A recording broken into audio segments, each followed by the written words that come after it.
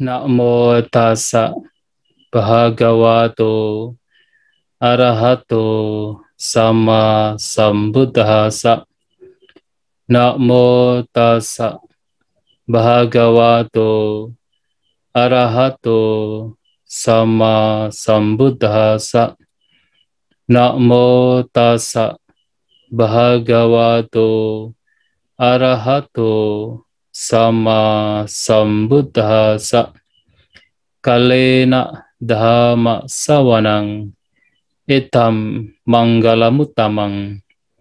Mendengarkan dhamma pada saat yang sesuai, itulah berkah utama. Yang saya muliakan Bante Tejapunyo Mahatera, yang saya hormati para samnera dan juga Atasilani, yang saya hormati pula para Rama-Ramani, Bapak Ibu, Saudara-saudari sekalian, selamat malam semuanya, terpujilah Sang Buddha, Namo Buddhaya. Ya, pada kesempatan malam hari ini terima kasih saya sampaikan kepada Wihara Dhamma Mita Jember dan juga Wihara Dharma Harja yang telah mengundang saya dalam rangka untuk mengisi sebulan pendalaman Dhamma. Yang tadi telah disampaikan, ini adalah hari ke-11. Tentunya sudah 10 hari sebelumnya, Bapak Ibu Saudara-saudari sekalian mendapatkan pemaparan Dhamma dari para Bante, Samnera, ataupun barangkali Rama-Ramani yang lain.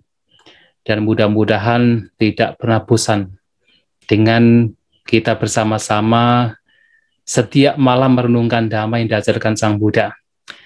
Dan pada kesempatan malam hari ini, sesuai dengan apa yang telah disampaikan oleh Ramani Ratna, bahwasanya malam ini kita akan berbicara tentang pengembangan pikiran cinta kasih. Sebenarnya tema yang akan disampaikan tentu sudah tidak asing bagi kita sebagai umat Buddha berkaitan dengan pengembangan cinta kasih. Tetapi seperti yang disampaikan oleh Guru Agung kita Sang Buddha, bahwasanya mengulang Dhamma yang pernah didengar juga memberikan manfaat, yaitu semakin memahami Dhamma yang sudah pernah kita dengar.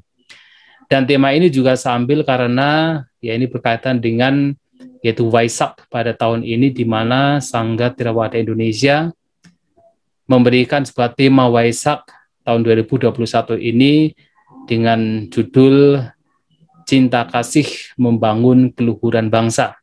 Sehingga saya pikir bahwa tema ini baik untuk kita bahas, terutama bagaimana kita mengembangkan pikiran cinta kasih. Walaupun tentunya kita semua sebagai umat Buddha sudah tidak asing lagi dengan apa itu cinta kasih, atau seringkali kita kenal dengan istilah metta dalam bahasa Pali. Bapak Ibu Saudara-saudari sekalian, kalau kita berbicara tentang metta, yang kalau dalam bahasa Inggris diterjemahkan sebagai loving kindness, kemudian diterjemahkan ke dalam bahasa Indonesia sebagai cinta kasih. Kalau kita memahami dari bahasa Pali itu sendiri, sebenarnya istilah metta itu sinonim dengan istilah mita. Mita itu dalam bahasa Pali artinya yaitu friends atau teman atau persahabatan atau sahabat. Sehingga sebenarnya kata metta itu sendiri lebih mengacu kepada semacam sikap bersahabat. Jadi persahabatan dengan semua makhluk. Nah, jadi walaupun diterjemahkan sebagai loving kindness atau cinta kasih, tetapi metta itu sendiri sebenarnya merupakan sikap persahabatan, sikap bersahabat. Maka sesungguhnya kalau kita berbicara tentang bersahabat atau persahabatan, maka cinta kasih dalam konteks persahabatan itulah yang sebenarnya penting. Yang ini akan membedakan dengan cinta kasih yang sifatnya adalah nafsu ragawi. Maka seringkali walaupun diterjemahkan sebagai loving kindness atau cinta kasih, tetapi meta juga harus dibedakan dari cinta kasih pada umumnya. Kalau cinta kasih pada umumnya itu masih di sana terdapat yaitu nafsu ragawi. Sedangkan cinta kasih di sini lebih pada universal loving kindness, cinta kasih yang sifatnya universal. Atau dengan kata lain adalah sikap bersahabat, itu meta. Nah, oleh sebab itu dalam pengembangan cinta kasih di sini lebih mengacu kepada bagaimana kita mengembangkan cinta kasih, mengembangkan sikap bersahabat yang di situ tentu berbebas dari yaitu kebencian. Karena kalau kita berpikir atau katakan kita berbicara tentang persahabatan, tentu persahabatan yang benar, persahabatan yang sejati, persahabatan yang memang sifatnya adalah genuine, maka di situ hanya akan ada perilaku sikap seseorang terhadap orang yang menjadi sahabat, di mana hanya menginginkan kebahagiaan bagi yaitu teman atau sahabat yang di situ adalah sahabatnya. Artinya di situ tidak ada kebencian, tidak ada permusuhan, tidak ada pikiran dengki, dendam, tetapi hanya ada cinta kasih. Hanya ada keinginan untuk bagaimana teman sahabat yang menjadi temannya itu kemudian mendapatkan kebahagiaan. Itulah kenapa dalam praktek meditasi, yaitu dalam pengembangan cinta kasih di sini, umumnya adalah bahwa seseorang mengembangkan pikiran kepada makhluk lain untuk, yaitu yang pertama, berbahagia, jadi menginginkan kebahagiaan bagi makhluk lain. Kemudian yang kedua adalah mengharapkan orang lain, makhluk lain, bebas dari penderitaan. Yang ketiga, bebas dari permusuhan atau avera, atau dengan kata lain bebas dari yaitu semacam mendengki atau didengki. Dan kemudian juga bebas dari yaitu ya permusuhan, mendengki, kemudian bebas dari penderitaan baik jasmani maupun pikiran. Nah, jadi keinginan-keinginan tersebut, harapan-harapan tersebut merupakan harapan yang sebenarnya ketika kita berharap kepada sahabat kita, berharap kepada teman kita, mengharapkan agar mereka berbahagia, bebas dari penderitaan, bebas dari permusuhan, bebas dari kebencian, dan juga bebas dari penderitaan baik jasmani maupun penderitaan secara batiniah. Dan itulah sifat-sifat yaitu persahabatan. Maka sebenarnya dalam kita mempraktikkan meditasi atau katakan pengembangan cinta kasih di sini adalah bagaimana kita mengisi batin kita dengan pikiran-pikiran yang baik, yang positif terhadap utamanya adalah orang lain. Tetapi Bapak Ibu saudara-saudari sekalian, yang menjadi pertanyaan adalah apakah kita bisa dengan serta-merta mengharapkan orang lain atau makhluk lain berbahagia? Apakah kita bisa dengan serta-merta mengharapkan orang lain untuk bebas dari penderitaan, bebas dari permusuhan, bebas dari kebencian, dan juga mengharapkan orang lain untuk bebas dari derita batin dan jasmani? Kalau kemudian batin kita tidak memiliki kebahagiaan, batin kita masih dikuasai oleh permusuhan, batin kita dikuasai oleh kebencian, apakah bisa demikian?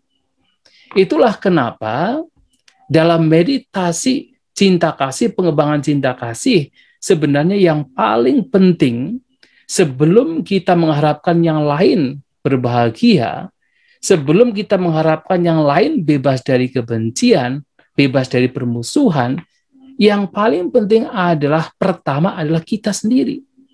Bagaimana kita ini hendaknya berbahagia, bagaimana batin kita bebas dari penderitaan, bebas dari permusuhan, bebas dari kebencian. Itu yang paling penting. Nah, karena Kalau batin kita masih diliputi kebencian, batin kita masih diliputi oleh permusuhan, keinginan untuk menyakiti yang lain, maka mustahil untuk bisa mengembangkan cinta kasih kepada yang lain. Mustahil untuk mengembangkan atau memancarkan meta kepada yang lain. Maka yang pertama adalah diri kita sendiri. Harus diisi dengan pikiran-pikiran yang positif. Maka di dalam yaitu buku Visuddhimagga, yaitu buku yang disusun oleh Acarya Buddhaghosa, beliau menyampaikan bahwa sebelum seseorang mengembangkan cinta kasih, pertama adalah harus meyakinkan bagaimana batinnya sendiri bebas dari kebencian. Karena harus diingat bahwa cinta kasih ini, meta di sini, sikap persahabatan di sini, loving kindness di sini adalah batin yang bebas dari kebencian. Maka yang pertama harus bagaimana meyakinkan batin kita bebas dari kebencian. Nah, oleh sebab itu ada anjuran. Anjurannya adalah sebelum memancarkan cinta kasih kepada makhluk lain, yang pertama untuk mengisi batin kita bebas dari kebencian, dengan kata lain, betul-betul ada cinta kasih di dalam, maka seseorang dianjurkan untuk melihat bahaya dari kebencian. Nah, kalau kita mengatakan bahaya dari kebencian, tentunya yaitu dalam khotbah-khotbah Sang Buddha banyak sekali yang dianjurkan oleh Sang Buddha bagaimana kita melihat bahaya dari dosa atau bahaya dari kebencian. Ya, sebagai contoh misalnya, ya kita harus memahami, melihat bahwa selama kebencian ini masih menguasai batin kita, ya kita sebenarnya masih dikuasai oleh penderitaan, masih dicengkram oleh penderitaan. Kita melihat bahwa kebencian inilah yang membawa kita terus mengalami duka, mengalami penderitaan, terus mengembara di alam tumimba lahir. Ketika kita membenci orang lain, membenci makhluk lain, kitalah yang sebenarnya menderita. Nah, dengan kita merenungkan bahaya dari kebencian, maka kebencian itu akan lenyap. Dan dengan lenyapnya kebencian dalam batin kita, walaupun itu sifatnya sementara, mengapa saya mengatakan sementara? Karena seseorang yang betul-betul terbebas dari kebencian adalah anagami. Nah, tetapi paling tidak adalah dengan kita merenungkan bahaya dari kebencian, bahaya dari pikiran mendendam, mendengki, membenci, pada waktu itu setidaknya kebencian tidak ada walaupun sementara. Nah, dengan kebencian tidak ada, maka secara alami di situ akan ada cinta kasih. Maka Sang Buddha pernah mengatakan, ketika seseorang mengatakan bahwa batin yang diliputi oleh cinta kasih masih ada kebencian, itu adalah mustahil. Beliau mengatakan bahwa ketika batin diisi dengan cinta kasih, diisi dengan meta, maka pada waktu itu kebencian tidak ada. Dan ketika kebencian tidak ada, maka yang ada adalah cinta kasih. Nah, oleh sebab itu, kalau seseorang kemudian sebelum memulai meditasi yang lebih spesifik dalam artian, yaitu memancarkan, mengembangkan cinta kasih ke dalam diri dan juga yaitu ke makhluk lain, yang pertama adalah seseorang harus meyakinkan kebencian tidak ada dalam batin. Dan untuk itu harus melihat bahaya kebencian. Nah, ketika bahaya kebencian dilihat dan itu lenyap, maka mulailah cinta kasih ada dalam batin kita. Dan ketika cinta kasih ada dalam batin kita, maka ketika kita mengatakan ahang sukito homi, semoga saya berbahagia, yang dimaksud bahagia di sini adalah bahagia karena bebas dari pikiran negatif. Jadi kalau kita mengatakan semoga saya berbahagia, itu bukan bahagia karena misalnya baru menang lotre, misalnya dagangannya laris manis. Tidak demikian. Tetapi adalah karena batin bahagia, bahagia disebabkan batin terbebas dari pikiran-pikiran negatif. batin menjadi ringan, batin menjadi tanpa beban, karena terbebas dari pikiran negatif, yang dalam hal ini adalah kebencian. Maka dengan batin yang ringan, batin yang tidak ada beban, batin yang terbebas dari kebencian, ketika mengatakan semoga saya berbahagia, itu betul-betul bahagia. Kemudian, ahang niduko honti, niduko homi, semoga saya bebas dari derita. Dan derita di sini, artinya bebas dari derita di sini adalah derita karena batin dicengkram oleh kebencian. Batin dicengkram oleh pikiran negatif. Nah, kalau batin sudah terbebas dari pikiran negatif, maka pada waktu itu betul-betul merasakan kebahagiaan. Yang dengan kata lain, bebas dari penderitaan, niduko. Dan ketika dikatakan semoga saya bebas dari yaitu permusuhan atau sifat mendengki atau didengki atau avero. Artinya karena memang pada waktu itu sudah tidak ada kebencian, sudah tidak ada yaitu pikiran untuk bermusuhan, pikiran untuk mendengki, maka ketika mengatakan demikian betul-betul memang ada dalam batin. Dan ketika itu semakin diulang-ulang dalam batin yang memang itu fakta yang ada dalam batin kita, itu akan semakin kuat. Ya semakin kuat dan betul-betul ada kebahagiaan dalam batin.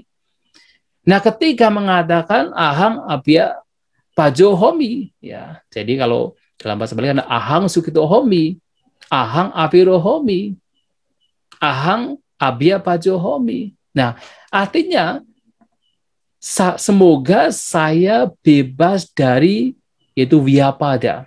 Vyapada di sini sebenarnya istilahnya adalah pikiran buruk. Atau dengan kata lain adalah kebencian. Bebas dari kebencian. Itu betul-betul memang bebas dari kebencian. Dan dari itulah kemudian batin dan jasmani juga bahagia. Maka yang paling penting yang harus ditegaskan di sini adalah sebelum kita memulai memancarkan cinta kasih kepada yang lain, yang pertama adalah kita harus bahagia. Bahagia karena apa? Bahagia karena bebas dari kebencian. Dan bagaimana kita bisa bebas dari kebencian adalah dengan salah satunya dengan kita melihat bahaya kebencian.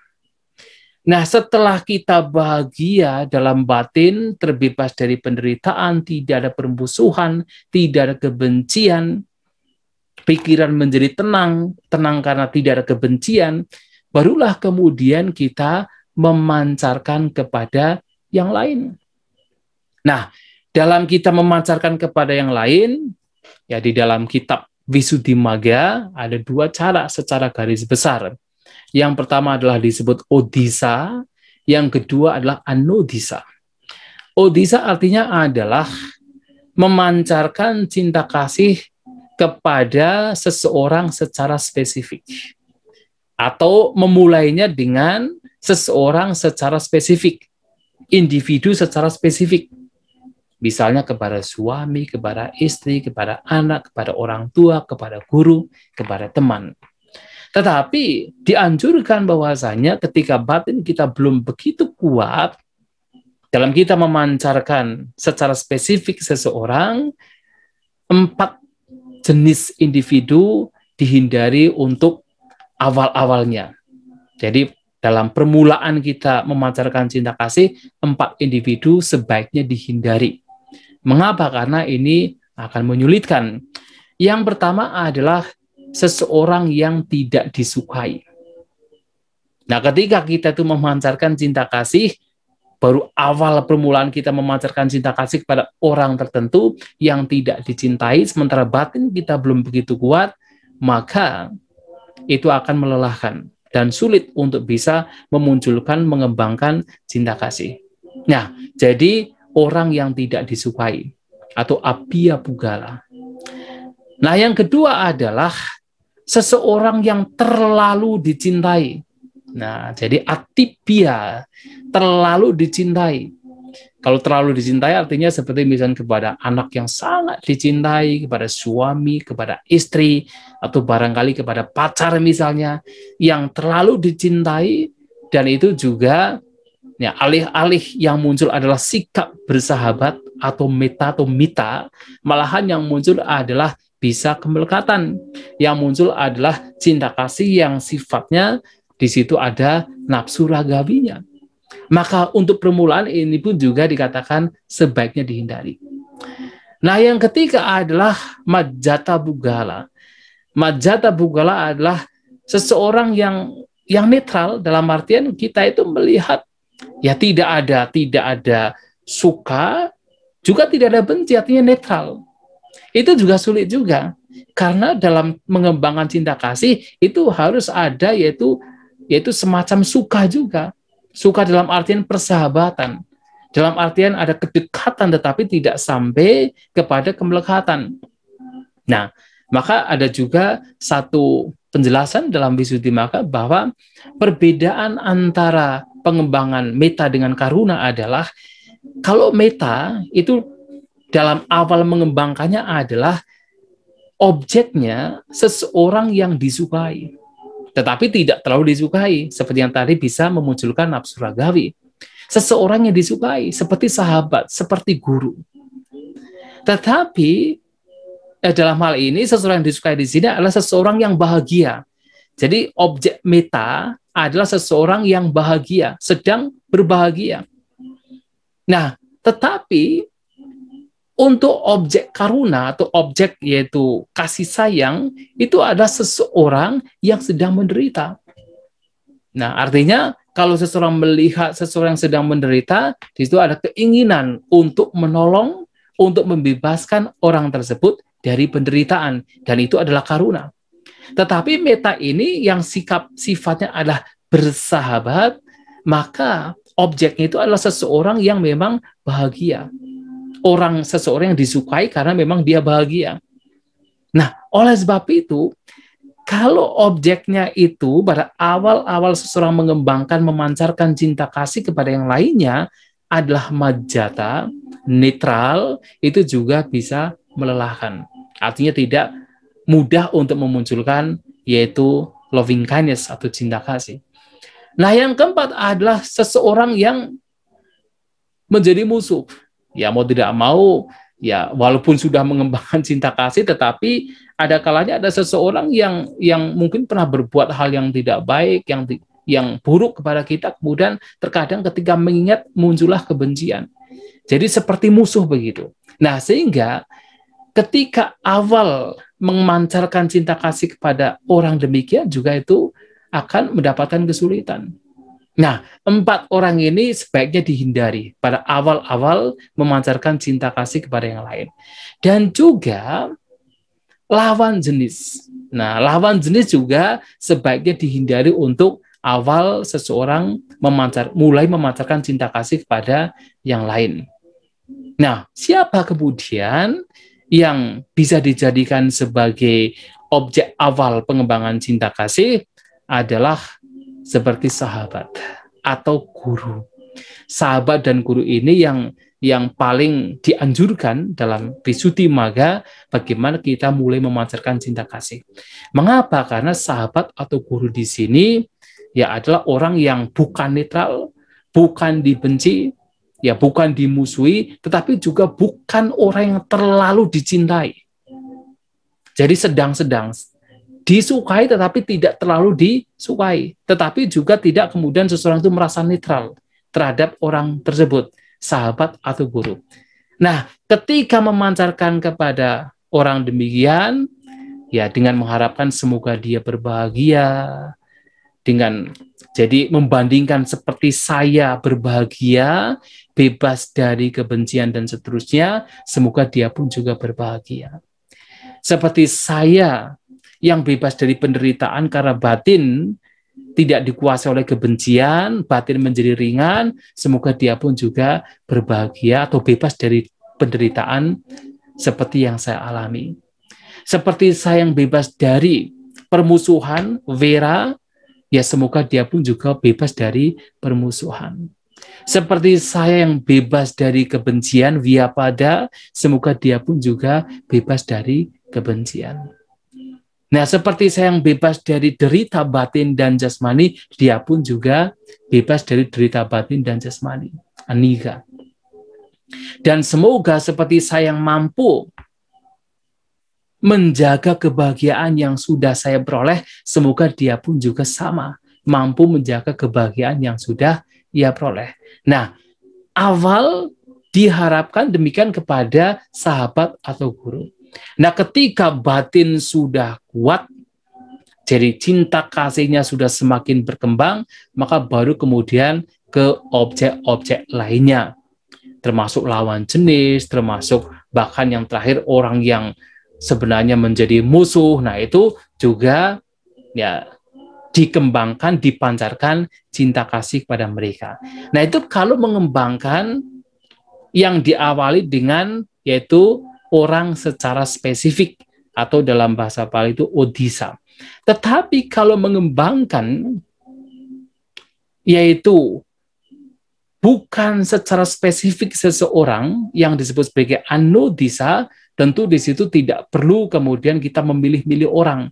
Karena kita hanya sekedar mengatakan sabe, sata, bawantu, sugitata. Itu yang paling simpel. Semoga semua makhluk berbahagia. Semoga semua makhluk bebas dari penderitaan.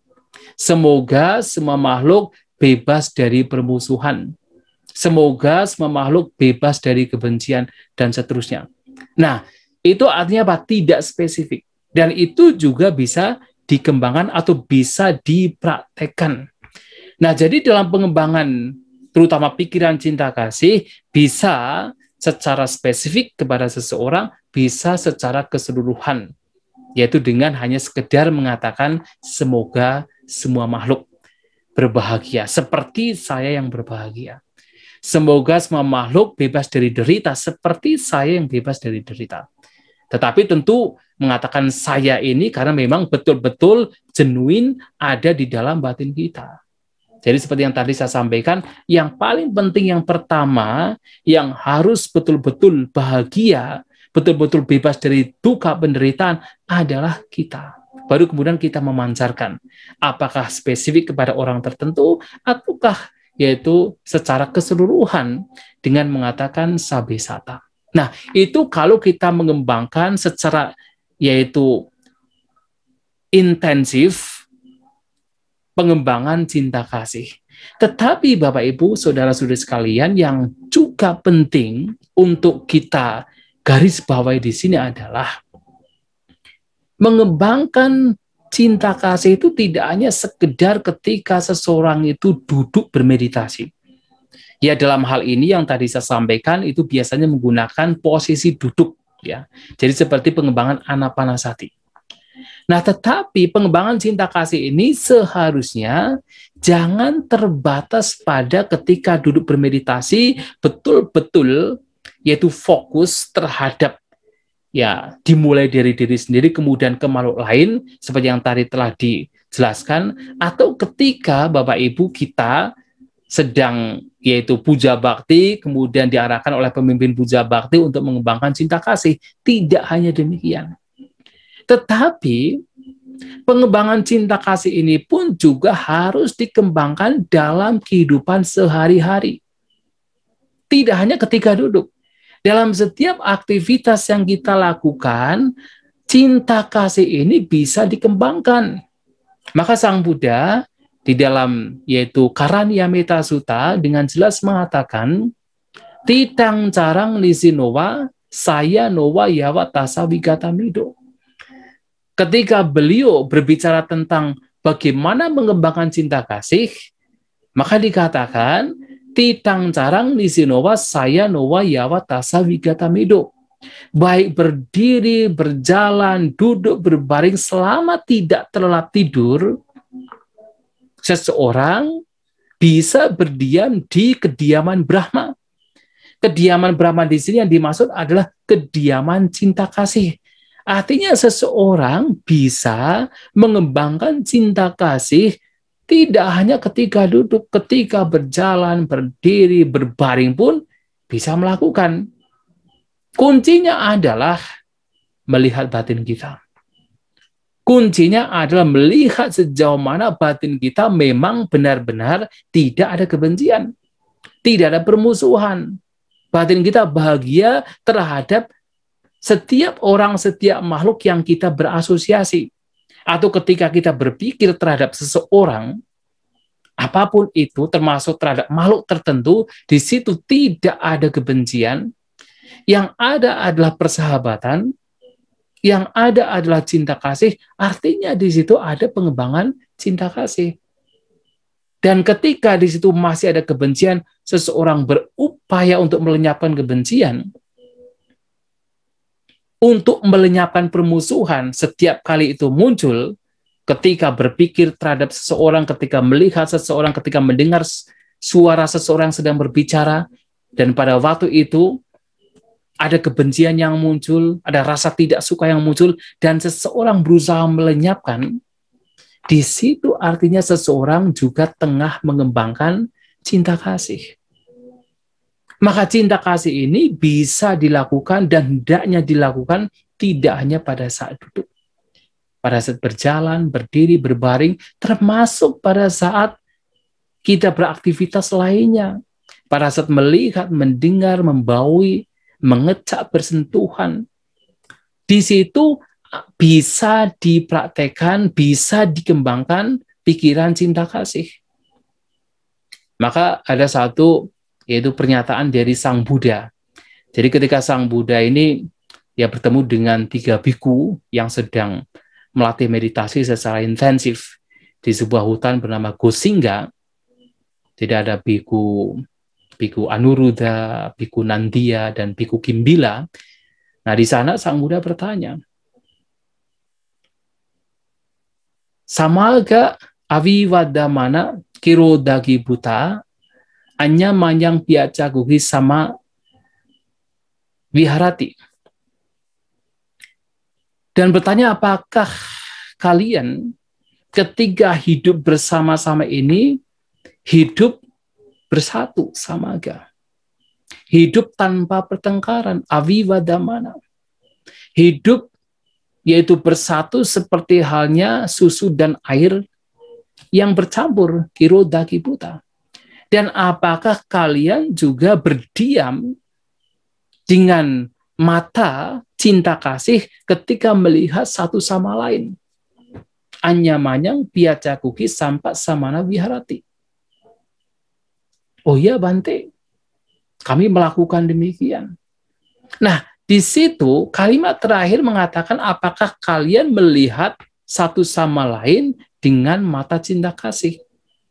Artinya bahkan ketika melihat seseorang dengan pikiran cinta kasih, itu juga bagian dari pengembangan cinta kasih. Itu melihat, mendengar juga sama. Ketika mendengar seseorang sedang berbicara, kemudian mendengarkan dengan seksama, memperhatikan dengan seksama, memperhatikan gejolak pikiran yang barangkali tidak suka dengan ketika seseorang berbicara, gejolak pikiran membenci itu kemudian dilenyapkan, diganti dengan cinta kasih, dengan perhatian, itu adalah pengembangan cinta kasih. Bahkan ketika misalnya sedang makan makanan yang sebenarnya ya tidak ya enak di mulut, misalnya enak di lidah, rasanya kurang sesuai bagi lidah kita. Misalnya yang ya Anda misalnya sebagai seorang suami makan makanan dari masakan istri misalnya, walaupun itu tidak enak, nah kemudian ya kalau mengembangkan cinta kasih kemudian tidak akan memunculkan kemarahan. Ketika ketidaksukaan muncul, ketika mulai muncul rasa marah, kemudian diredam, dilenyapkan, kemudian menghargai masakan yang diberikan oleh istrinya, tidak memunculkan kemarahan di situ, itu juga pengembangan cinta kasih. Karena kuncinya adalah batin dijaga agar kebencian tidak muncul di sana. Yang ada adalah sikap bersahabat. Yang ada adalah cinta kasih di sana. Nah, dengan demikian, cinta kasih ini bisa dipraktekkan dalam setiap aktivitas. Bahkan dalam khotbah-khotbah Sang Buddha seringkali mengatakan bahwa cinta kasih ini, meta di sini harus dikembangkan baik ketika berbicara atau dikembangkan melalui ucapan, perbuatan jasmani, dan juga pikiran. Jadi kalau kita melihat misalnya salah satu yaitu tugas berumah tangga kepada para biku. Ada 5 tugas, tetapi 3 yang pertama berkaitan dengan meta. Bagaimana berumah tangga memperlakukan dengan cinta kasih kepada biku atau kepada para pertapa, baik melalui ucapan yang pertama, atau perbuatan yang kedua, dan yang ketiga adalah pikiran. Jadi tidak hanya pikiran, memang itu pikiran, tetapi itu termanifestasi ke dalam ucapan dan juga perbuatan jasmani. Maka dikatakan dalam kitab ulasan, kitab komentar, misalnya seorang yaitu perumah tangga datang ke vihara, kemudian memberikan puja kepada pohon Bodhi atau kepada rupang Buddha, kemudian setelah memberikan puja datang bertemu dengan yaitu biku yang berada di sana. Nah, pada saat dengan keyakinan, dengan penghargaan, menghormati atau katakan bersujud dengan biku yang ada di wihara tersebut, dengan keyakinan terhadap biku tersebut, kemudian bersujud kepada biku tersebut, itu dikatakan juga merupakan pengembangan cinta kasih yang termanifestasi ke dalam perilaku jasmani. Atau pengembangan cinta kasih melalui jasmani. Nah, kemudian pada saat melakukan itu juga mempunyai pikiran, semoga Bante berbahagia, semoga Bante mencapai apa yang mesti dicapai, mengharapkan kebahagiaan terhadap Bante atau biku yang berada di sana. Nah, perumah tangga tersebut juga tengah mengembangkan cinta kasih melalui pikiran. Kemudian mengundang Bantenya untuk yaitu makan siang. Pada saat mengundang Bante untuk makan siang dengan yaitu ucapan-ucapan yang manis, ucapan-ucapan yang penuh penghormatan, ucapan-ucapan yang memang tujuannya adalah memberikan kebahagiaan untuk biku yang ada di sana, itu juga pengembangan cinta kasih melalui ucapan. Maka pikiran, ucapan, perbuatan itu dilakukan. Belum lagi pulang, kemudian memasak makanan yang dipersiapkan untuk biku yang diundang. Nah, melakukan itu dengan keyakinan, itu juga pengembangan cinta kasih, karena melakukannya dengan keyakinan, melakukannya dengan sepenuh hati, melakukannya dengan kebahagiaan, dengan harapan, yaitu nanti ketika Bante datang, kemudian makan makanan ini menjadi sehat, menjadi bahagia, bisa bermeditasi. Nah, itu adalah juga cinta kasih melalui perbuatan. Belum lagi kemudian meminta tetangga, meminta saudara-saudaranya untuk, ayo mari kita mengundang para biku, kita bersama-sama untuk misalnya memasak makanan, kita bersama-sama untuk mempersembahkan makanan, misalnya begitu. Itu adalah juga pengembangan cinta kasih melalui ucapan.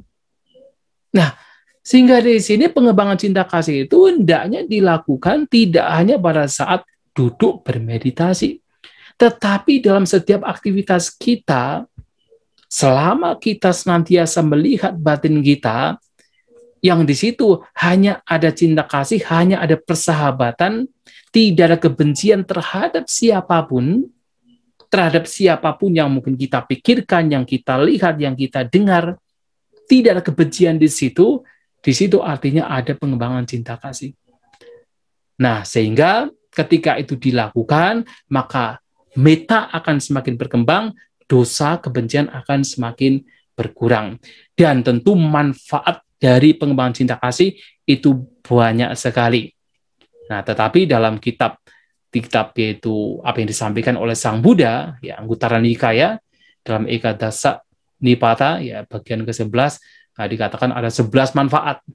Kalau seseorang suka mengembangkan cinta kasih dalam kehidupan sehari-harinya, selalu mengembangkan cinta kasih, menjadikan cinta kasih sebagai kendaraannya. 11 manfaat akan diperoleh. Yaitu 3 pertama itu berkaitan dengan yaitu tidur. Jadi kalau orang yang yang mungkin terkena insomnia, nah ini kalau mengembangkan cinta kasih, maka pasti akan bisa tidur dengan nyenyak. Nah, Sang Buddha mengatakan, Sukang supati, sukang padibujati, nak papakang supinang pasati. Sukang supati, ketika orang mengembangkan cinta kasih, maka dia akan tidur dengan bahagia. Tidur dengan nyenyak, tidur dengan bahagia. Sukang padibujati, karena tidurnya nyenyak, maka yang kedua, bangun pun juga bangun dengan bahagia, dengan segar, fisik sehat. Jadi kalau orang bermimpi yang katakan ya tidurnya tidak nyenyak karena mimpinya buruk, mimpinya berkelahi misalnya, begitu bangun, wah sudah badannya seperti remuk. Tetapi kalau seseorang ya ketika tidur bahagia, nyenyak, bangun juga bahagia. Mengapa bisa demikian? Nak papakang supinang pasati, karena ia tidak melihat mimpi buruk. Kalaupun harus bermimpi, ya mimpi dengan mimpi yang baik, mimpi yang indah.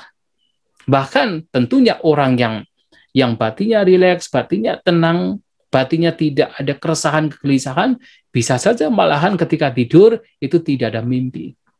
Seperti seorang arahanta, seorang arahat tidak pernah mimpi lagi. Ya, karena mimpi itu juga bagian dari pikiran yang gelisah sebenarnya. Tetapi setidaknya kalau seseorang yaitu mengembangkan cinta kasih, ya tidak, kalaupun harus mimpi, tidak mimpi yang buruk. Itulah kenapa kemudian tidur juga nyenyak, bangun juga menjadi segar. Nah, 3 yang pertama. Nah, maka Sang Buddha pernah ditanya oleh seorang Brahmana. Nah, dia ada Brahmana yang marah-marah dengan Sang Buddha karena istrinya ini mempunyai keyakinan terhadap Sang Buddha. Brahmana itu datang kemudian bertanya kepada Sang Buddha. King sucitwa sukang seti, king sucitwa nak susati. Setelah membunuh apa seseorang ini bisa tidur nyenyak? Setelah membunuh apa seseorang tidak bersedih? Nah, mungkin kalau seseorang ditanya yang tidak pernah mengembangkan cinta kasih, oh iya, kalau sudah membunuh nyamuk-nyamuk dia tidurnya nyenyak karena tidak diganggu nyamuk. Tetapi tentu tidak demikian. Sang Buddha menjawab, Kodang cetwa sukang seti, kodang cetwa nak sutsati. Ketika seseorang telah membunuh kemarahan, maka dia akan tidur dengan nyenyak. Dan hanya ketika membunuh kemarahan, seseorang tidak bersedih. Ya, orang yang memiliki cinta kasih, batinnya yaitu diisi dengan pikiran yang positif, maka tidurnya juga menjadi nyenyak. Maka 3 yang pertama adalah berkaitan dengan tidur. Kemudian 2 selanjutnya, yaitu manu sanang piyohoti, amanu sanang piyohoti. Seseorang akan dicintai oleh sesama manusia dan akan juga dicintai oleh yang bukan manusia. Oleh sesama manusia dan yang bukan manusia. Tentu kalau sesama manusia kita bisa merasakan kalau hidup kita selalu baik kepada orang lain, selalu yaitu melakukan yang terbaik, yang bermanfaat kepada orang lain, tentunya orang lain juga akan menyukai kita.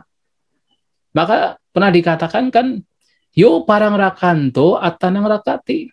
Siapapun yang melindungi orang lain, ia melindungi diri sendiri. Dan salah satu cara melindungi orang lain adalah memperlakukan orang lain dengan cinta kasih, dengan meta. Kalau kita memperlakukan orang lain dengan meta cinta kasih, kita pun juga akan dilindungi. Kita akan dicintai oleh orang lain. Oleh sesama. Dan ternyata yang bukan manusia pun juga mencintai kita. Yang bukan manusia tidak harus makhluk halus, tidak harus misalnya ya peta atau gendruwo atau kuntilanak barangkali. Tetapi adalah yang bukan manusia, misalnya binatang. Ya kalau kita misalnya, ya ini simpel saja, sederhana. Kalau kita misalnya suka memberi makanan kepada anjing yang berada di jalan. Kita suka memberi makanan kepada anjing tersebut. Maka ketika kita jalan dekat dia pun dia tidak akan menggigit. Dia tidak akan menggonggong. Karena apa? Karena dia melihat kita ini orang baik. Melihat kita ini yang membantu dia, maka dia tidak akan mengganggu kita. Dia akan mencintai kita. Ya, maka orang yang memiliki cinta kasih ini juga dicintai yang bukan manusia. Nah, yang keenam, Dewata Rakanti. Para dewa akan melindungi. Jadi, Ya, sekarang kan seseorang mencari pelindungan dari mana saja kan, termasuk ke kelenteng, ke tempat-tempat yang angker, itu mencari pelindungan kepada para dewa. Apakah boleh? Silahkan, tidak masalah. Mencari pelindungan kepada mereka tidak masalah, walaupun itu adalah pelindungan sementara, bukan pelindungan yang sifatnya adalah sejati, itu sementara. Silahkan. Tetapi sebenarnya yang terpenting adalah bagaimana kita memperlakukan mereka dengan cinta kasih, dengan kebaikan. Kalau kita memperlakukan mereka dengan kebaikan, dengan cinta kasih, ya mereka tanpa diminta pun juga melindungi. Makanya di dalam Mahaparinibbana Sutta ada satu pernyataan. Salah satu syarat kemakmuran rakyat atau kemakmuran dalam sebuah masyarakat tertentu adalah ketika masyarakat tersebut masih menjaga, memelihara, dan memberikan persembahan secara berkala tempat-tempat yang disakralkan. Ya, seperti kelenteng atau tempat yang dalam, misalnya di kampung ada tempat yang sakral, ada pohon besar, sumber mata air. Nah, ketika tempat-tempat tersebut itu dipelihara, dirawat, diberi persembahan secara berkala, itu menjadi syarat kemakmuran masyarakat tersebut. Loh, kok bisa?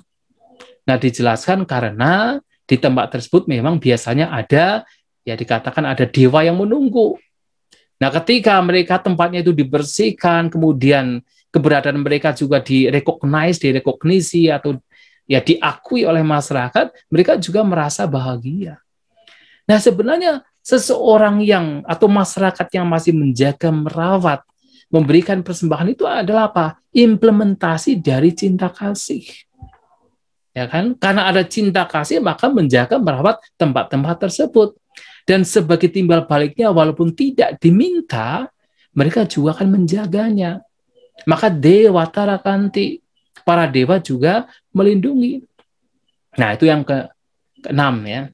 Nah, yang ke-7 dikatakan, kalau pengembangan cinta kasih di sini sudah advance. Nah, dikatakan bahkan senjata, api, racun itu tidak melukai. Nah, itu kalau pada zaman Sang Buddha ada cerita tentang hal tersebut, tapi tentunya Anda tidak perlu melakukannya ya. Jadi ya mungkin merasa dirinya sudah penuh dengan cinta kasih, kemudian bawa senjata diiris sendiri tangannya, ya tidak harus begitu. Tidak harus demikian ya. Nah, jadi itu yang ke-7 ya. Kemudian yang ke-8 adalah tuadang citang samadhyati. Ini penting sekali. Orang yang batinnya penuh dengan cinta kasih, yang bebas dari kebencian, yang tidak ada penderitaan, tidak ada permusuhan, tidak ada yaitu keinginan untuk menyakiti yang lain, maka tuadang citang samadhyati. Pikirannya mudah terkonsentrasi.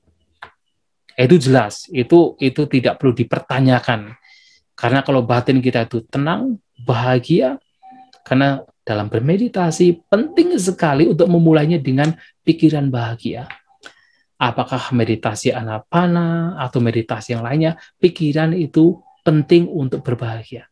Nah, ketika batin bahagia yang itu muncul dari metta, dari cinta kasih, pengembangan cinta kasih, muncul dari pikiran yang bebas dari kebencian, permusuhan, maka batin orang demikian akan mudah terkonsentrasi. Tuadang citang samadhyati. Nah, itu yang ke-8. Yang ke-9 dikatakan mukawano vipasidati. Nah, orang yang memiliki cinta kasih atau mengembangkan cinta kasih, tidak ada kebencian, tidak ada permusuhan, yang selalu happy dengan pikiran yang tenang, yang bahagia, ya di situ dikatakan mukawano vipasidati. Jadi wajahnya atau katakan ya penampilannya menjadi cerah, ya menjadi menyenangkan. Yaitu jelas. Sekarang kalau kita bandingkan, secantik apapun seseorang, kalau dia lagi marah-marah itu menjadi menakutkan. Ya bahkan ketika orang marah, dia tidak berani untuk melihat dirinya sendiri di cermin karena menakutkan. Apalagi yang lain tidak mau melihat, menyingkir walaupun dia cantik, walaupun dia tampan. Tetapi seseorang yang mengembangkan cinta kasih, walaupun misalnya wajahnya pas-pasan, tapi dia menyenangkan, dia menarik. kita merasa ingin mendekat, kita merasa aman, merasa nyaman. Nah, itulah kenapa orang yang mengembangkan cinta kasih akan memiliki wajah yang menjadi cerah. Mukawano vipasidhati. Yang ke-10, as-samuluhu kalangkaroti. Orang yang mengembangkan cinta kasih ketika meninggal batinnya tidak bingung. Nah, ini penting. Ini kan kalau kita bicara tentang kematian kan kebanyakan orang takut mati. Maka ada istilah ya sabe bayanti majuno, bahwa setiap makhluk pada dasarnya mati dengan kematian. Kenapa kok bisa takut? Takut nanti ketika mati kemudian terlahir di alam yang menderita. Takut kalau mati nanti terlahir di alam neraka. Nah, kenapa itu bisa terjadi? Ya karena ketika meninggal salah satunya pikirannya gelisah, pikirannya resah, pikirannya tidak tenang, pikirannya penuh dengan yaitu dendam, kebencian. Sehingga bisa memungkinkan seseorang untuk kemudian ketika meninggal terseret ke alam yang tidak membahagiakan, yang kurang beruntung. Nah, tetapi salah satu manfaat yang seseorang pikirannya itu senantiasa dibebaskan dari kebencian, dari permusuhan, yang ada adalah kebahagiaan karena pikiran yang positif, karena cinta kasih. Nah, dia ketika meninggal, batinnya tidak bingung, batinnya tenang, batinnya seimbang, dia tidak bingung. Bahkan dia tidak gentar dengan kematian. Maka as-samuluhu kalangkaroti. Dan tentunya kalau demikian halnya, ya itu akan membawa ya kelahiran yang lebih baik atau kelahiran yang baik bagi orang demikian yang batinnya yaitu tidak bingung pada saat kematian terjadi. Itu yang ke-10. Yang ke-11. Nah, dikatakan uttaring apadai wijanto Brahma Kalupago. Kalau seseorang dengan pengembangan cinta kasih tidak menembus yang lebih tinggi di sini artinya adalah menembus tingkatan-tingkatan kesucian, maka dia bisa terlahir di alam Brahma. Ya, kita tahu bahwa ya memang kenapa cinta kasih, metta, dan 3 lainnya, yaitu mudita, karuna, mudita, dan upeka, itu disebut sebagai Brahma Vihara, kediaman Brahma, disebabkan karena orang yang mengembangkan 4 ini, yang tentu dalam malam-malam ini kita berbicara tentang metta salah satunya, dikatakan demikian karena pengembangan ini bisa membawa seseorang untuk terlahir di alam Brahma. Kalau seandainya seseorang tidak mencapai tingkatan kesucian. Nah, harus diingat bahwa metta, cinta kasih, walaupun tentunya itu adalah bagian dari meditasi samatha, tetapi meditasi metta ini juga sangat membantu seseorang dalam pengembangan vipassana. Itu disampaikan dalam beberapa khutbah. Yang salah satu khutbahnya yang sering kita baca adalah Karaniya Metta Sutta. Ya, di awal-awal Sang Buddha berbicara tentang metta. Kemudian di akhir khutbah Sang Buddha membicarakan tentang yaitu dasanena sampano. Jadi ketika seseorang yang silawa atau seseorang yang bermoral kemudian memiliki dasana adalah vipassana atau pandangan terang, nah maka dia tidak akan terlahir di rahim manapun. Itu adalah pengembangan cinta kasih, pengembangan vipassana yang didasari, yang fondasinya adalah metta. Dan itu juga disampaikan oleh Bhante Ananda di dalam Atthakkanagara Sutta. Nah, di sana dikatakan bahwa ada 11 cara seseorang mencapai yaitu kesucian. Nah, salah satu caranya adalah mengembangkan metta terlebih dahulu, kemudian setelah mengembangkan metta, melihat yaitu kondisi-kondisi yang muncul dalam pengembangan metta tersebut juga sebagai sesuatu yang tidak kekal. Atau dengan kata lain, dengan berpondasikan metta kemudian mengembangkan vipassana, itu juga menjadi salah satu cara yang membawa kepada tingkatan kesucian. Itulah kenapa dalam yaitu Atthak di Anguttara Nikaya ini yang tadi saya sampaikan, manfaat yang ke-11 adalah kalaupun seseorang tidak yaitu mencapai sesuatu yang lebih tinggi, uttaring, atau menembus yang lebih tinggi, atau dengan kata lain mencapai tingkatan kesucian, maka orang demikian bisa terlahir di alam Brahma. Nah, itulah Bapak Ibu Saudara-saudari sekalian, pentingnya kita mengembangkan cinta kasih. Yang mana dengan kita mengembangkan cinta kasih, sebenarnya kita akan bahagia. Bahagia baik secara fisik maupun secara batinah. Bahagia dalam kehidupan sekarang, dan juga bahagia dalam kehidupan mendatang. Bahagia dalam kehidupan di alam tumimba lahir, dan bahkan pengembangan cinta kasih menjadi pondasi bagi seseorang untuk mencapai kebahagiaan yang sifatnya lokutara atau bukan duniawi. Dan oleh sebab itu, baik, patut, layak bagi kita untuk mengembangkan meta dalam kehidupan kita sehari-hari. Saya kira dari saya, apa yang ingin saya sampaikan telah saya sampaikan, dan semoga kita semua maju dalam dhamma, sabi sata bawantu sukitata, semoga semua makhluk berbahagia. Sadu, sadu, sadu. Anumodana Bante atas penjelasan yang sangat luar biasa dan memang sangat penting harus kita praktekkan dalam kehidupan sehari-hari. Tapi dalam prakteknya agak sulit ya. Karena ya seperti tadi Bante, iya tadi Bante katakan sudah dijelaskan mengenai artinya, bahaya dari kebencian, sudah mengetahui bahaya kebencian pun masih tetap terbawa Bante. Bagaimana caranya bisa mengembangkan meta itu? Ya, kita akan memasuki sesi tanya jawab. Namun sebelum memasuki sesi tanya jawab, kita akan foto bersama dulu dengan semua partisipan Bante. Kepada semua partisipan, saya memohon untuk membuka videonya. Kita akan foto bersama dulu. Nanti yang ingin bertanya bisa raise hand atau juga bisa chat di kolom chat Zoom atau di kolom chat YouTube. Ya, mari silahkan kayaknya. Ya, baik Bante, mohon izin untuk ambil gambar ya. Saya mulai dari Bante dulu. Oke. Ya, 1, 2, 3. Ya, kemudian ke partisipan. Ya. Oke, 1, 2, 3. Halaman berikutnya. Oke, 1, 2, 3. Baik, sudah selesai. Silakan dilanjutkan, moderator. Terima kasih Bante. Ya. Terima kasih Kak Yang. Ya, sudah ada yang raise hand. Silakan Pak Dita Dhamma. Videonya tolong ya, silakan.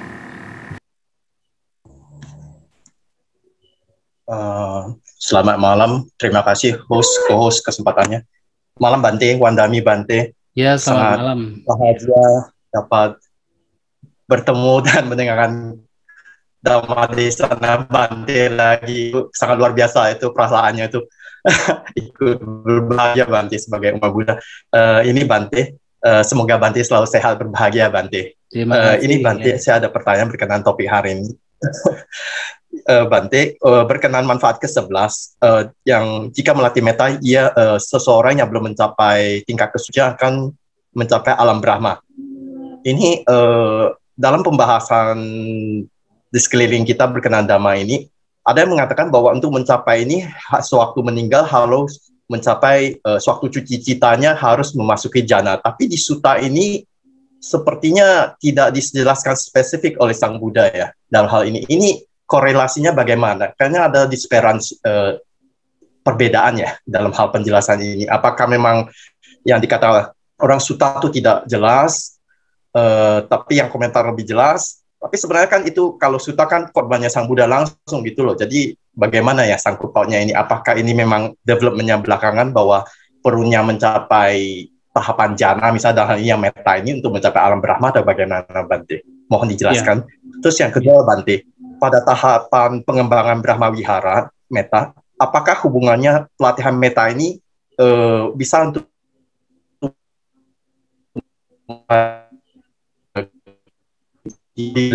dan kita kan ikut berbahagia. Dua, karuna itu prihatin ya. Kalau melihat penerimaan. Tiga, bergembira. Dan empat adalah keseimbangan batin terjemahannya. Itu linkage-nya itu bagaimana hubungannya bisa sampai ke arah itu? Apakah pengembang tergantung cerita makhluk masing-masing, atau misalnya yang melatih meta hanya sekedar meta saja, tidak bisa ke hal-hal lain? Apakah ada linkage-nya gitu, Bante? Mohon dijelaskan, Bante. Terima kasih. Terutama saya bertanya ini berkenaan ini, Bante, karena kejadian di tragedi di India itu kan kita juga merasa prihatin tuh, Karuna. Nah, itu apakah bagaimana ya linknya? Terima kasih, Bante. Mohon dijelaskan. Anumodana, Bante. Baik, ya. Ya, untuk yang pertama, memang dalam salah satu sutta yang juga saya pernah membaca, itu Dhananjani Sutta, yaitu sutta yang diberikan oleh Bante Sariputta kepada seorang Brahmana bernama Dhananjani yang diarahkan pada saat dia itu mau meninggal dunia. Ya, diarahkan, ditanya, kamu mau meninggal di mana? Ya, ditanya apakah alam neraka dengan alam yaitu binatang lebih tinggi mana? Oh, lebih tinggi binatang. Kemudian alam binatang dengan peta lebih tinggi mana? Oh, alam peta lebih tinggi. Dan peta dengan manusia lebih tinggi mana? Oh, manusia lebih tinggi, dan seterusnya. Kemudian diarahkan untuk memilih yaitu alam Brahma. Karena dia itu memang sebagai seorang Brahmana memang yaitu tujuannya adalah untuk mencapai alam Brahma.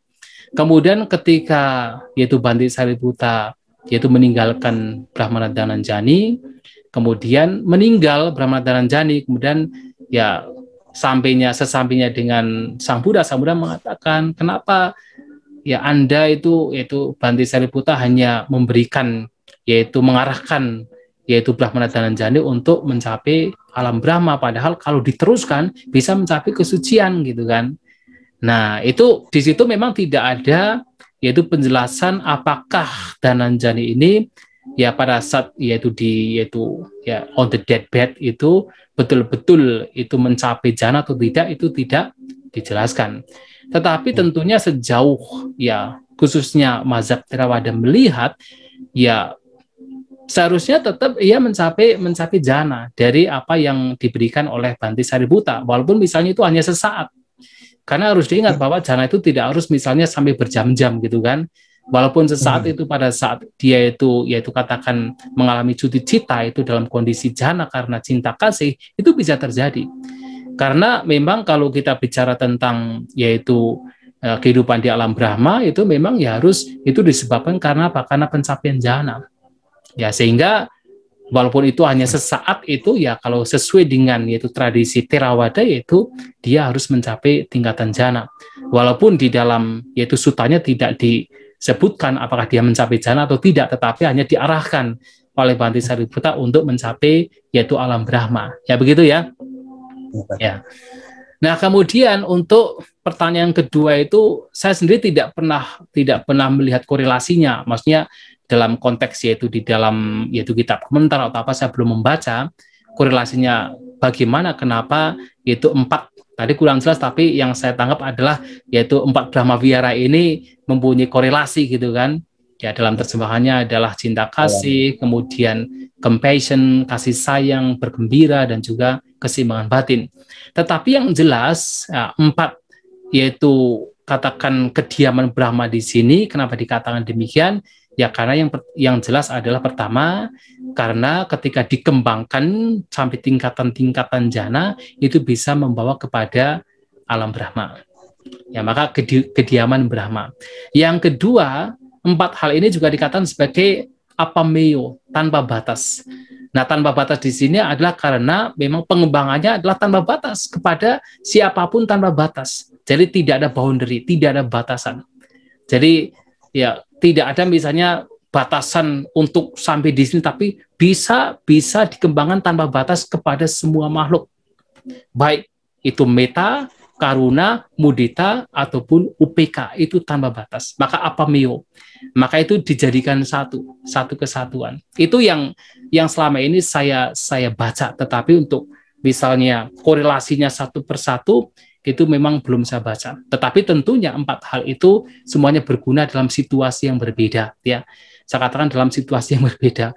Ya, meta itu tentunya cinta kasih tentu berguna dalam konteks melenyapkan kebencian dan juga ketika melihat orang bahagia. Karena diawali dari melihat orang bahagia. Tapi kalau karuna ketika melihat orang menderita, munculkan karuna. Tetapi bagi Sang Buddha, bagi Arahanta yang mereka melihat semua makhluk itu harus dengan karuna. Mengapa demikian? Karena semua makhluk itu masih memiliki penderitaan. Jadi sebahagia apapun seseorang, walaupun telah di alam Brahma, itu menderita. Maka melihat itu pun juga bisa memunculkan karuna. Ya, makanya tanpa batas. Nah, benar kalau mudita tentu karena melihat orang mencapai kesuksesan, mencapai kebahagiaan, kemudian ikut berbahagia dalam konteks yang itu. Yang tentu itu sulit untuk kemudian mengembangkan karuna di situ. Kecuali ketika seseorang mampu melihat bahwa bahagia pun juga sebenarnya adalah tidak kekal, itu juga penderitaan, baru kemudian bisa switch ke apa karuna. Nah, kemudian dalam konteks yang berbeda, yaitu adalah UPK. Ya, jadi ya seperti itu.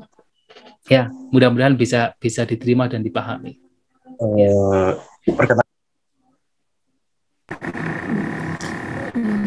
Ada suara?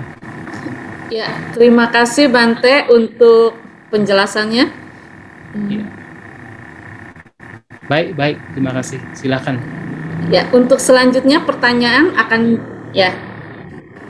dibacakan oleh Saudara Sela. Silakan. Baik, untuk pertanyaan selanjutnya yaitu dari Saudara Yuwono. Suatu Bante, ada pemahaman untuk meta secara spesifik baiknya untuk orang yang kita suka atau orang-orang yang kita tidak suka atau musuh, sedangkan untuk keluarga atau orang-orang yang kita cintai tidak disebut secara spesifik agar tidak semakin menimbulkan kemelekatan. Bagaimana menurut Bante? Ya. Terima kasih. Ya, baik, terima kasih untuk pertanyaannya.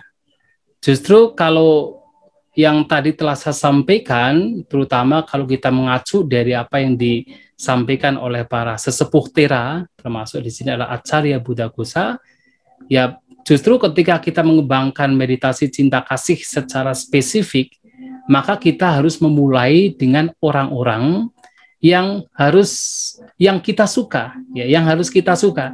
Justru kalau kita memulai dengan orang-orang yang tidak kita suka atau musuh, malahan di situ akan sulit untuk memunculkan cinta kasih. Dan memang ketika memulai dengan orang-orang yang terlalu kita cintai juga sulit untuk mengembangkan cinta kasih. Karena yang muncul adalah nafsu ragawi, adalah kemelekatan. Maka justru ketika kita memulai pengembangan cinta kasih, kita harus memulai dengan orang-orang yang kita suka, tetapi tidak terlalu kita sukai, tidak terlalu kita cintai. Seperti siapa? Misalnya sahabat kita, guru kita, itu adalah orang-orang yang kita ada korelasi, ada koneksi yang kita sukai, tetapi tidak terlalu kita sukai, dan juga bukan orang yang kita benci. Nah, justru kalau dengan orang yang kita benci itu sulit untuk mengembangkan cinta kasih di awal. Kecuali kalau batin kita sudah kuat, ya sudah mantap, nah kita bisa mengembangkan cinta kasih, memancarkan kepada mereka, termasuk yang tidak kita sukai. Termasuk yang dalam hal ini misalnya ada orang yang menganggap kita sebagai musuh, atau kita dulunya menganggap dia sebagai musuh. Nah, itu bisa dikembangkan ke arah sana. Kalau batin kita sudah mantap. Tapi di awal-awal sebaiknya ketika memancarkan cinta kasih, kalau itu secara spesifik, ya, bukan yang tidak spesifik, yang secara spesifik adalah dengan orang yang kita suka, tetapi berkaitan dengan sahabat atau guru. Ya, demikian ya. Terima kasih. Ya, terima kasih Bante. Untuk pertanyaan selanjutnya dari Lemante. Selamat malam Bante. Bolehkah mengembangkan cinta kasih kepada atasan lawan jenis? Tidak ada nafsu, hanya mengharapkan relasi kerja semakin baik dan bersahabat. Terima kasih. Silakan Bante. Ya, tentu sebenarnya mengembangkan cinta kasih nanti pada akhirnya kepada semua makhluk, ya. Pada akhirnya harus kepada semua makhluk tanpa ada batasan. Maka kan apamea kan, jadi tanpa ada batasan, termasuk kepada lawan jenis juga, termasuk kepada bos, kepada bawahan, pada siapapun. Ya, pada akhirnya adalah demikian. Jadi tentu silakan Anda mengembangkan cinta kasih kepada bahkan yaitu lawan jenis atasannya. Silakan, tetapi pada saat awal-awal mengembangkan cinta kasih, ya harus, ya tentunya masing-masing orang tahu dirinya masing-masing. Ya artinya apa? Kalau memang betul-betul di situ tidak ada nafsu ragawi, itu bagus, itu baik.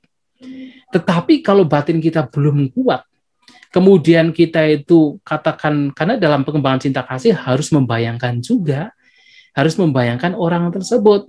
Kalau kemudian ketika membayangkan lawan jenis, sementara batin yaitu cinta kasih kita, katakan ya cinta kasih yang universal ini belum kuat, lama-kelamaan bisa saja kemudian memunculkan nafsu ragawi, memunculkan kotoran batin lainnya. Walaupun tentunya tidak semua orang akan begitu. Tentunya mungkin ada beberapa orang yang memang betul-betul genuine bahwa tidak ada nafsu ragawi. Silahkan. Karena pada akhirnya masing-masing yang tahu apakah ketika mengembangkan cinta kasih kepada orang demikian, di situ ada nafsu ragawi atau tidak. Pada akhirnya adalah setiap orang yang masing-masing yang akan mengetahuinya. Jadi demikiannya. Silakan dicoba. Tapi nanti kalau misalnya sudah memunculkan nafsu ragawi, ganti yang lain. Gitu ya. Ya, terima kasih Bante. Untuk pertanyaan selanjutnya, silakan Stella. Untuk pertanyaan selanjutnya dari Saudari Cecilia. Namo Buddhaya Bante, saya ingin bertanya, mengapa di dalam Metta Sutta, Kudakapata, Kudakapana, Kudaka Nikaya, dikatakan jika cinta kasih adalah bagaikan seorang ibu yang mempertaruhkan nyawanya melindungi putra tunggalnya. Terima kasih Bante. Ya, sebenarnya disampaikan oleh Sang Buddha itu adalah bahwa secara psikologis, bahwa batin kita itu ketika pengembangan cinta kasih itu tanpa batas. Tanpa batas seperti seorang ibu yang memang ingin melindungi anaknya. Ya, seorang ibu ketika melindungi anaknya itu tidak ada pamrih. Ya, tidak ada keinginan untuk misalnya yang mendapatkan sesuatu dari anaknya. Betul-betul secara spontan ketika anaknya dalam bahaya, dia secara spontan, secara alami melindungi anaknya.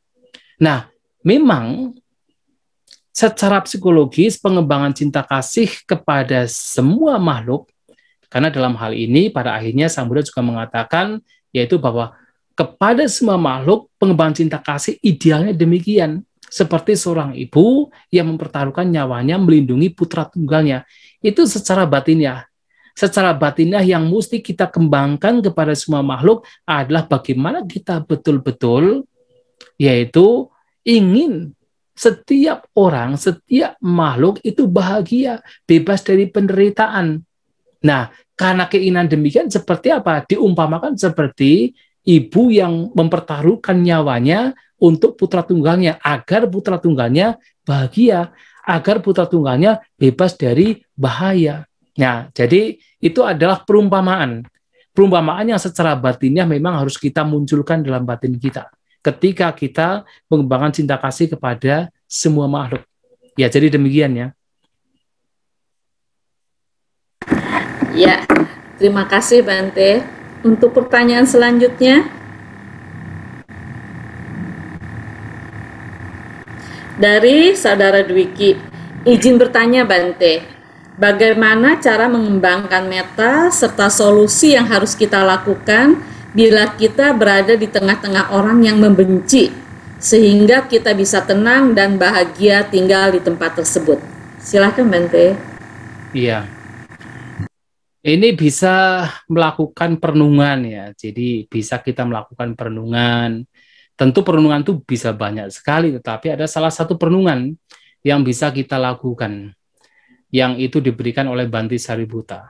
Nah, jadi Bhante Sariputta pernah mengatakan begini, kalau kita melihat ada seseorang yang melakukan kejahatan, melakukan hal yang buruk, termasuk barangkali dia yaitu membenci kita. Jangan karena itu kemudian kita membenci. Lantas apa mesti kita lakukan? Cobalah untuk melihat salah satu atau beberapa perbuatan dia. Apakah melalui ucapan atau perbuatan jasmani dia yang baik, yang positif. Kita ingat perbuatan dia yang baik.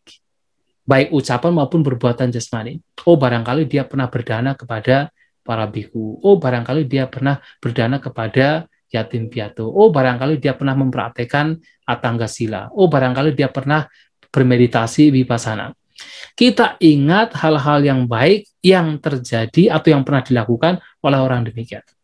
Ketika kita ingat yaitu hal yang baik dari orang tersebut, maka kebencian lenyap. Mengapa kebencian itu muncul? Karena yang kita ingat adalah keburukannya. Yang kita ingat adalah sisi negatifnya. Maka kebencian muncul. Oh, dia menghinaku, dia merugikan diriku, dia merampokku, kan begitu. Seperti dalam Dhammapada. Aku jimang awadimang. Nah, jadi dia melukaiku, dia menghinaku, dia merampokku. Itu yang kita ingat. Kalau kita selalu mengingat yang buruk-buruk, ya itu kita menjadi benci sendiri. Tetapi kalau kemudian kita ingat kebaikan dia, apakah perbuatan atau ucapannya, itu bisa melenyapkan yaitu kebencian. Satu saja yang kita ingat. Nah, lantas bagaimana Bante? Ya, jadi ada yang bertanya kepada Bante Sariputta. Kalau misalnya orang demikian itu sudah tidak ada sama sekali kebaikannya, semua buruk. Semua perbuatan jasmaninya dan ucapannya semua buruk. Lantas bagaimana? Nah, Bante Sariputta mengatakan, cobalah melihat orang demikian seperti seorang pengemis. Seorang pengemis yang sedang menderita, apakah kita layak patut untuk membenci dia, sedangkan dia sedang menderita? Loh, kok bisa demikian? Karena orang yang setiap perbuatannya buruk, itu kan sebenarnya orang yang sedang menderita. Dia itu sedang menggali lubang kuburannya sendiri. Dia sedang menggali kuburannya yang membuat dia menderita. Artinya dia itu sedang melakukan perbuatan yang membuat dia menderita, dan dia pun sedang menderita. Nah, merenungkan bahwa dia itu orang yang sedang menderita, patutkah kita kemudian memunculkan kebencian? Justru kalau bisa kita memunculkan karuna, kasih sayang, karena dia sedang menderita. Maka dengan demikian kebencian lenyap. Nah, intinya adalah renungkan kebaikan dari orang tersebut. Kalau tidak ada kebaikan, lihatlah orang tersebut sebagai orang yang sedang menderita. Maka jangan membenci orang tersebut. Kalau bisa malahan kita berusaha untuk bagaimana orang demikian bebas dari penderitaan. Ya, dengan demikian kebencian itu bisa lenyap. Di tengah-tengah orang yang membenci, kita masih bisa berusaha untuk tidak terseret oleh kebencian. Dan kita akan bahagia. Ya, demikian ya. Vicky, terima kasih. Baik, terima kasih Bante. Untuk pertanyaan selanjutnya, silakan Sela. Untuk pertanyaan selanjutnya dari Saudari Kartini Balikpapan. Nama budaya Bante Pandami Bante. Saya ingin bertanya untuk melatih terbebasnya dari sifat negatif dalam batin dengan menghindari dari interaksi dengan orang lain, apakah ini cara yang tepat? Terima kasih, Bante. Ya, baik. Terima kasih untuk ya Ibu Kartini. Ya, tentu itu bisa dilakukan ya. Jadi bisa dilakukan karena yang terpenting adalah cara apapun yang kita lakukan, tujuannya adalah untuk melenyapkan pikiran negatif. Kalau memang dengan kita tidak berasosiasi dengan orang demikian, yang membuat ketika setiap kali kita bertemu, berasosiasi, berbicara, kemudian memunculkan kebencian, baik untuk sementara kita menghindar dulu. Kita menjadi orang demikian, itu tidak masalah. Ya, apalagi kalau memang orang demikian adalah orang-orang yang memang perbuatannya itu buruk sekali. Nah, kemudian kita kalau berasosiasi dengan orang demikian, kita malahan bisa terbawa oleh keburukannya. Ya, baik untuk kita kemudian menghindari. Ya, jadi kan dikatakan bahwa dalam itu Manggala Sutta, asewana cak balanang panditana cak sewana. Jadi itu salah satu berkahnya adalah asewana cak balanang, tidak berasosiasi dengan orang yang bodoh. Orang yang bodoh artinya adalah orang-orang yang memang setiap perbuatannya adalah buruk. Nah, tidak berasosiasi di sini adalah ya tidak mengikuti jalannya, tidak kemudian ya terlalu dekat dengan mereka. Nah, kalau memang dengan cara demikian kemudian pikiran negatif kita lenyap, yang muncul adalah positif, kenapa tidak? Bisa dilakukan. Ya, saya kira demikian. Ya, terima kasih Bante. Untuk pertanyaan selanjutnya dari Bapak Edi Kimbi. Sukihotu Bante, Namo Buddhaya. Izin bertanya Bante, pengembangan cinta kasih dalam Metta Bhavana ini bagaimana hubungannya dengan Karania Metta Sutta yang sering kita bacakan supaya metta dapat berkembang? Apakah batin seseorang harus sesuai dengan yang ada di Metta Sutta tersebut? Mohon penjelasannya Bante, Anumodana. Silakan Ya. Bante. Ya, baik. Ya, tentu sangat berhubungan ya. Jadi pengembangan cinta kasih itu sangat berhubungan dengan Karania Metta Sutta.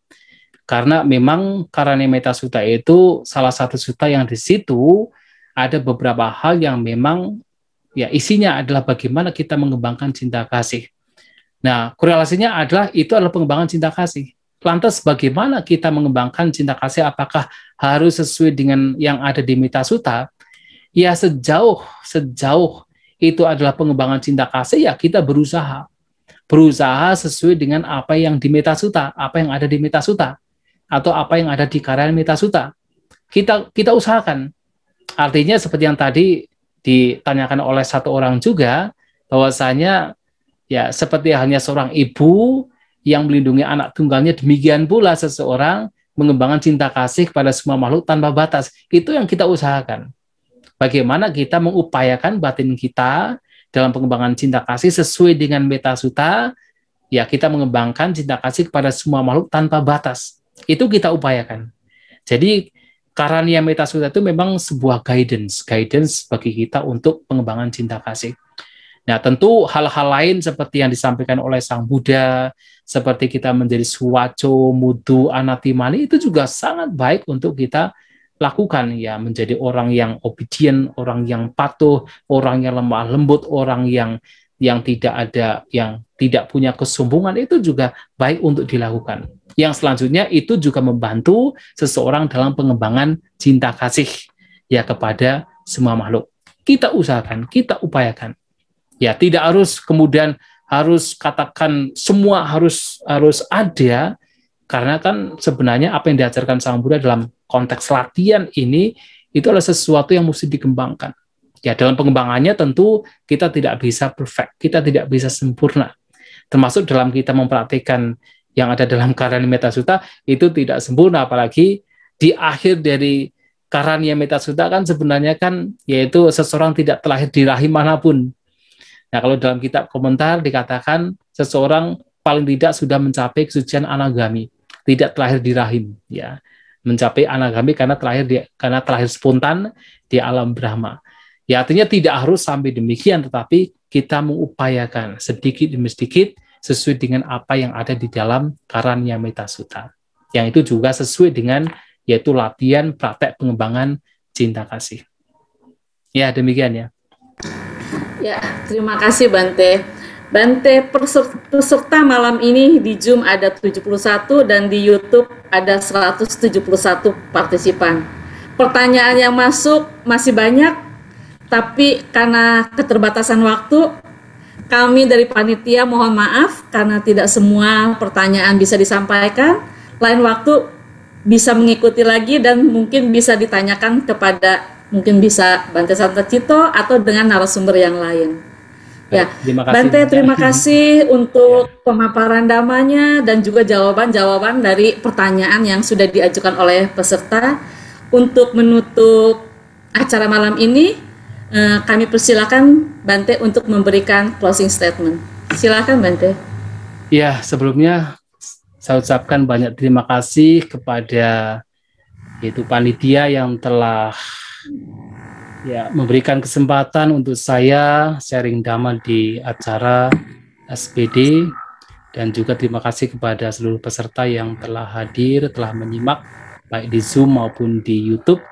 Ya, dalam hal ini mari kita bersama-sama sebagai seseorang yang katakan ingin melakukan hal yang terbaik dalam hidup kita, mari kita bersama-sama untuk mengembangkan cinta kasih dalam kehidupan kita sehari-hari.